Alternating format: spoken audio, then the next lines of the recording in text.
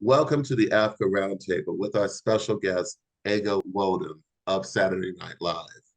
Currently in her sixth season on the show, Ego has wowed audiences and critics alike with her spot-on impressions, including Dionne Warwick and Jada Pinkett Smith.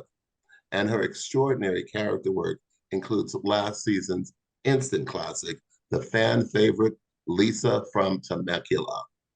We're going to get into this all today and much more. But before we get started, I'd like to introduce you to our participating AAFCA members today for this roundtable, starting with Michael Sewell from Washington, Nija Chambers from Washington, D.C., Karan Lenoir Kelly from Charlottesville, Virginia, and Harrison Martin in Winston-Salem. I'm going to let you guys do what you do so well, and I'll see you on the other side. Hello, Ego. This is Karan from Karanism.com and Love Music Pleasure. And although we know that Saturday Night Live is a staple in America and all over the world for sketch comedy, it's still overwhelmingly white. My question to you is, we all have a point in our lives where we realize that the gift we have can transcend where we are. When did you know that your laughter and your particular brand of comedy could transcend the continent and change the world? Oh, thank you, Karan. It's nice to meet you. I think I try not to overwhelm myself with thoughts of just how vast, perhaps the impact of my work is. If I work from that place, I think that can be a bit anxiety inducing. So I do try to work from my own experience as a Black woman, right? And I imagine when I stick to working from that place, of course, it inevitably will have an impact on people who feel like they look like me or they resonate with my experience in this life and in this body. And so, I did a one-woman show at UCB Theater in Los Angeles where I came up as a young comedian called Great Black Women. And then there's me. And in doing that show, creating that solo show, I was able to experiment with a vast array of characters that I wanted to play with. And in doing that, I got to practice honing my own voice. I was not trying to, I wasn't trying to meet any criteria or do a show for anyone but myself and showcase what I'm capable of doing and send a message and tell a story that I wanted to tell. And I think when you honor yourself in that way and you honor your experience, yeah, inevitably, your work is impactful. So I feel really grateful to be in the position that I'm in on Saturday Night Live. But I really think working from a true place, from my experience, has allowed me to have the impact I've had, thankfully. And we're often unaware of the impact we have, but I'm grateful for yours and for the laughter you bring. Thank you. Thank you, Karan. Thank you. Hey, Ego. Michael Soa from Jetta Mike 7, Team JBS. I just want to speak on behalf of my mother and myself that we're just so proud of you.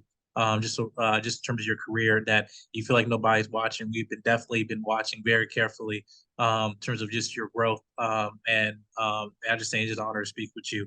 I would say that one of the best things of watching your performance is the fact that you've never hold yourself back, through multiple seasons. So I just want to ask, as a standpoint being on the show of SNL, that how you feel you became more comfortable in terms of being vast of doing many different characters, but also feeling like from the production standpoint they're giving you the freedom to able to improvise and express yourself more. Yeah, thank you, Michael. I appreciate what you said, and thank you to you and your mom. Truly, I really, it means a lot to me to have that kind of support. So in terms of figuring out how to, be bolder in my choices at the show, I think it took some time for me to acclimate to the show and the process of the show. It's such a unique endeavor, and people can describe it to you till they're blue in the face, but until you're actually living that production schedule and having that experience, it's really hard to wrap your head around it. There's nothing like the actual practice of being in it. And so I would say it just took some time to get acclimated to this new environment. And also the show has been around for such a long time. By the time I joined, I joined in the 44th season. It had been around for some time. It has its own voice and it has its own perspective. And it's a matter of, when you come in, figuring out how to marry your voice, your comedic voice, what you like to do, the kind of comedy you like to do, the stories you like to tell, to that of the shows. So that just takes the time it takes. And it takes people varying amounts of time depending on a bunch of different things. But what's been nice is once the show and the audience discovers they can trust you, you do get more freedom and more leeway to play, and you do feel more comfortable in your skin there and far more welcome and embraced. And so I think that lends itself to being far more playful, to being bolder. And so I think if I had to like just explain how that went for me, I would say that's sort of the trajectory it took. Well, I just want to say from the Nigerian community, just want to say thank you. My wife as well, just like, keep blossoming. Do not hold yourself back. Thank you. Thank you so much. I really appreciate that, Michael. Good evening. My name is Nigel Chambers from Big Go Belt Media. I want to ask you about an interview you did earlier this year, and if you don't mind pulling back the curtains just a little bit more to explain some of the comments you made. You talked about your excitement to work with Brendan Gleeson, who was the host at the time, and you mentioned about writing a sketch that did very well at a table read, but it didn't air. As a consumer of the show, I had no clue these type of things happen and just the process. So I'm just kind of curious about sort of what is that sort of workflow behind the scenes in terms of writing your sketches, obviously having a host on your side with it, but ultimately not airing. Just kind of curious about how that process kind of irons out. I mean, well, what's really cool is we're working with some of the most talented people. Our cast and our writers are among the most talented, the funniest people, right? So that happens more often than people realize, actually. It's always interesting to see somehow get wind of audience responses to things through the grapevine and such, because I'm like, oh, if people had any idea how things go down here. So you're often not even seeing the funniest sketch that we read at our table read that week. That sketch may not even get to go to our dress rehearsal, which determines the live show, for a myriad of reasons. Maybe host doesn't feel comfortable doing it, or it doesn't suit the theme that the show is maybe trying to orbit at the time. And so it's part of the game at SNL is you can have a very funny sketch, you can have a very funny piece, go to table read something you've written that you're excited about, but unless all these little pieces come together perfectly in a kismet sort of way, America will never know it existed. And so you develop quite a thick skin, because it's not fair, but also life's not fair. And it's not quite a meritocracy, I would say. So and that I feel like is the case in a lot that goes on in Hollywood. So it's not much different than the greater entertainment industry, I would say, but that's sort of what happens. It could be, you could have an amazing audition, right? You might have had the best audition, but the role goes to somebody else for a myriad of reasons outside of your control. So my job, I see it as, my job is to have fun, as much fun as I can, because for our Wednesday table read, because there's really nothing I can do to ensure that my sketch makes it to air. So the best thing I can do in service of myself and my own joy, and thus spreading joy, is to just make sure I'm having fun. I'm sorry. I was really looking forward to Rumbunctious Nurses. That had me. I thought it's gonna be good. Fun. They were fun. And I need to correct Gil. He forgot to mention Hot Girl Hospital in terms of one of your best skits in the past. That was amazing. Thank you. Thank you so much. Absolutely. Thank you. Hi, my name is Nancy Green from Film Critique. Hi, Nancy. Hi. And my dad is also Nigerian. And so I wanted to kind of ask you this about your journey. How do you feel things are different in how you're perceived in the Nigerian community from when you were started and the kind of experiences that you had versus now that you're more successful? Do you find that people were maybe less supportive of you going into this field? And how has that changed now? And not just within the Nigerian community, but like in Black community as a whole?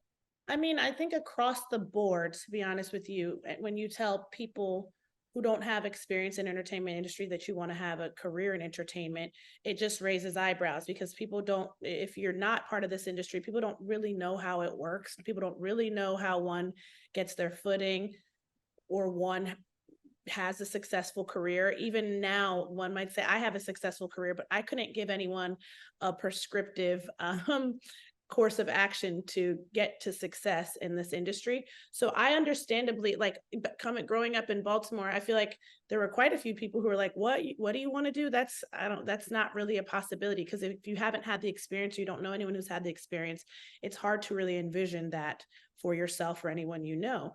I would say, as a Nigerian American, the expectation and the hope from your parents, from your family, is that you would just be successful. And in many ways, their idea of success has been sort of limited to what they know to be stable careers, reliable careers that can stand the test of time and societal changes.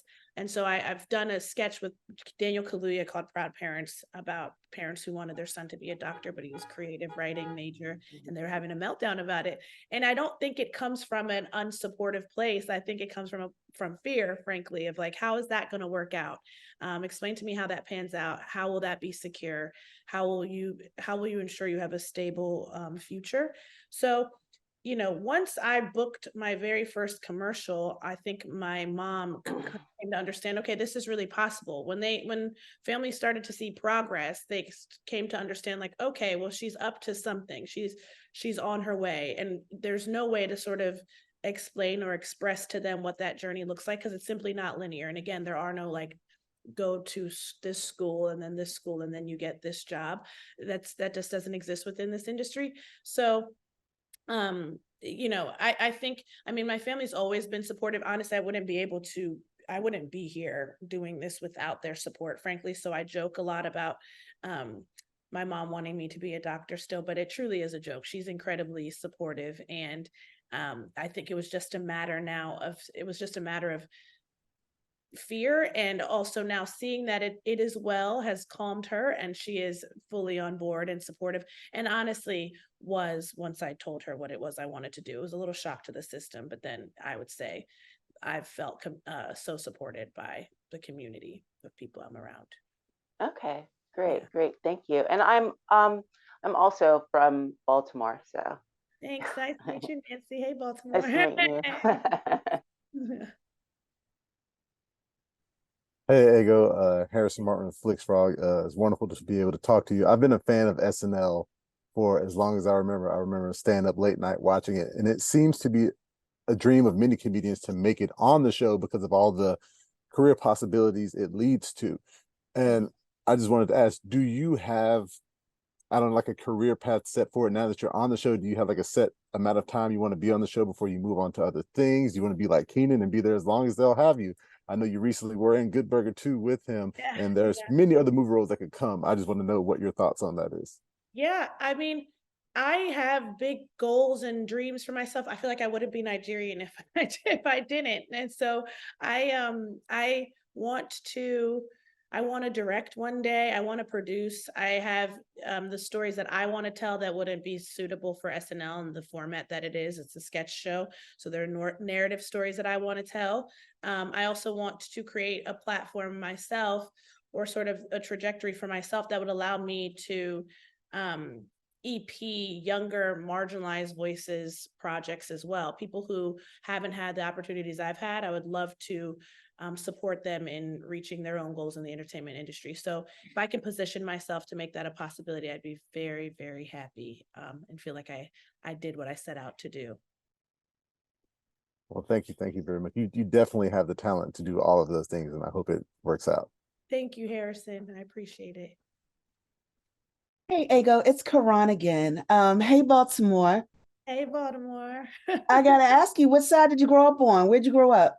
Well, the truth is, I'm from the county, but County girl. I'm a county girl, but I was born and raised over west. Born and not raised. I was raised in Baltimore County, but I was born, and my early years were over west. I won't hold it against you. The sun always rises in the east. But then I moved northeast. So is that something? I went to city. Okay. Much love to you. Have you been able to draw from any of that really specific and interesting Baltimore culture that we grew up in and put it into your work at SNL? Yeah, I think that every once in a while, I'm doing a Baltimore accent on the show. I have used Baltimore landmarks in some of my sketches. I named Pulaski Highway in one. So every once in a while, I do little nuggets here and there to show love to the city.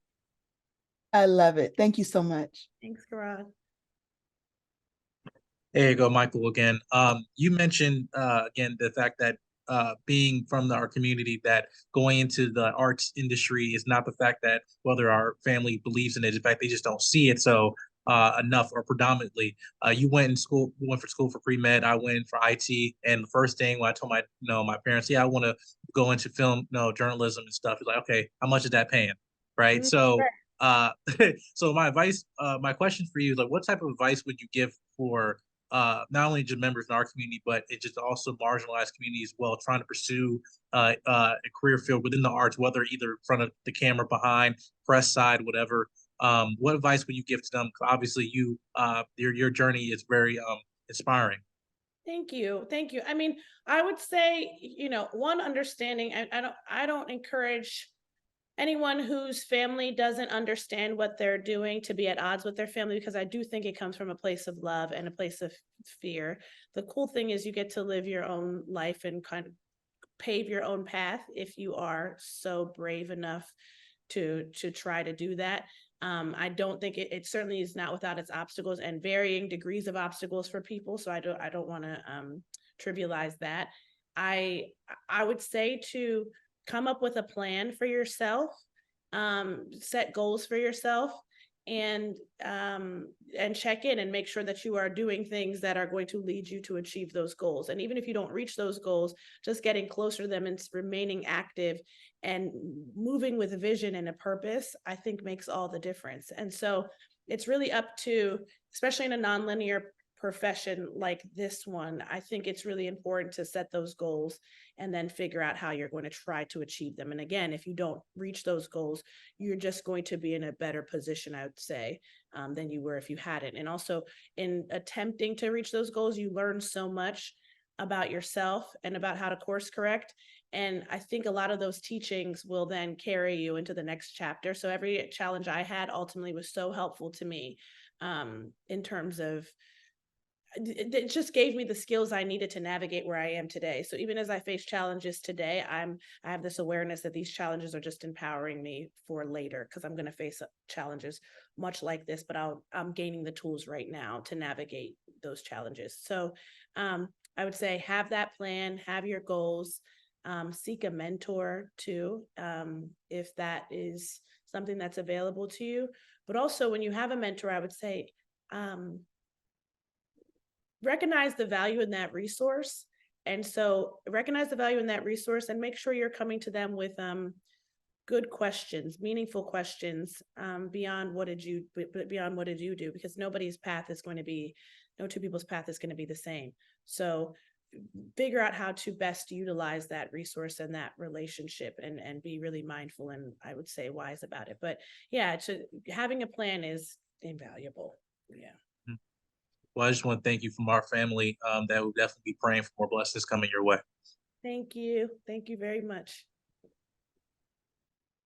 Here again, when I think about the two of the most influential Black female Nigerian American actresses and comedians, yourself and Yvonne Orji, I'm curious because you two have been very transparent about the challenges within your own households, within the family and the structures, not totally be on board with your career paths. I'm curious if you two have ever shared any communications with one another to ultimately leading both of you all into your current success.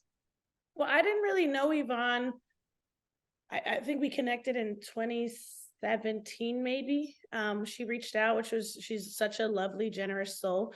I again cannot stress enough that my family was support. I joke a lot about it, but supportive. They're still Nigerian and they know what they know. And it was sort of like, what do you want to do? But they were supportive. So I wasn't under any sort of stress in that regard and saying my family's threatening me or threatening to cut me off or is disappointed in me. I did not have that experience. So I would be dishonest if I said I did. But no, we haven't connected. I mean, we primarily have connected now on the other side of our journeys, frankly, to get to where we are today. Yvonne is so generous in offering advice and insight in her experience, just beyond career stuff, even life. And so I can't speak to what her experience was before she was on Insecure with her family and such, but I can say that again, I would not have made it to Saturday Night Live without the support of my family. Thank you so much. Hi, Nancy again. I wanted to know, what do you feel like is your best quality that you bring to your work in terms of your humor? And what is also like the funniest sketch that you feel you've done? Oh man. Well, the funniest sketch I feel I've done, I'll start there, is Lisa from Temecula. I think that was just getting to the physical comedy, to have Pedro Pascal be such a team player.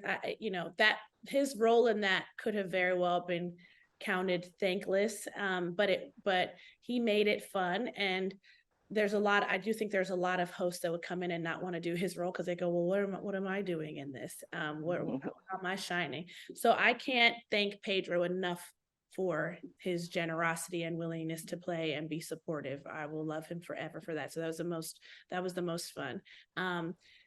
One of my qualities that I bring to my work, an assurance. I like to play characters that are strong and wrong. I like to think I'm not wrong that often. And if I am wrong, I'd like to think that I have the humility to acknowledge that I'm wrong.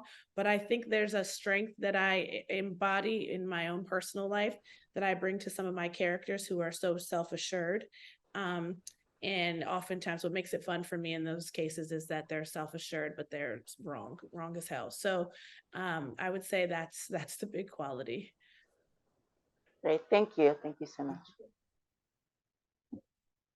Harrison Martin here again. So one thing that's weird about me, I would say, is that I really love foreign or interesting sounding names. Growing up with the name Harrison my whole life, I just thought it was boring. Only other Harrison was Harrison Ford. Your name, Ego, as I understand, is actually shortened from your full name. And in college, I played football. Our linebacker was Nigerian, and his full name was a tongue twister, so he just shortened it to Dami for the staff and everything. Was Ego something that you went by when you were younger, or something you shortened your name to as you entered the industry? I've never gone by another name besides Ego. So my full name is Ego Bunma. Nobody calls me that in my whole life. Nancy's looking confused. Let me explain. It's like Benjamin. Ben might be getting called Ben, and it's not a thing. So it's the equivalent of that. Yeah. So like No, I was there was something that popped up on my screen. I was reading it. Sorry. No worries. So my family calls me Ego. Everybody in my life calls me Ego, but the full name is Ego Bunma. And that's the way the naming goes. Like, I think all Bens are Benjamin, Matts are Matthews. Well, thank you again. It is a beautiful sounding name. If you don't mind me asking, do you know what it means? It means quite literally, money makes you look good. My mother tells me my child is my wealth. That is amazing. Thank you. You're welcome. Ego, thank you for your time. We are looking forward to continuing to support and uplift you as you continue on this journey. On behalf of the world's largest group of Black film and TV critics, happy holidays, and thank you for watching this edition of AAFCA Roundtables. Thank you for having me. I appreciate you all.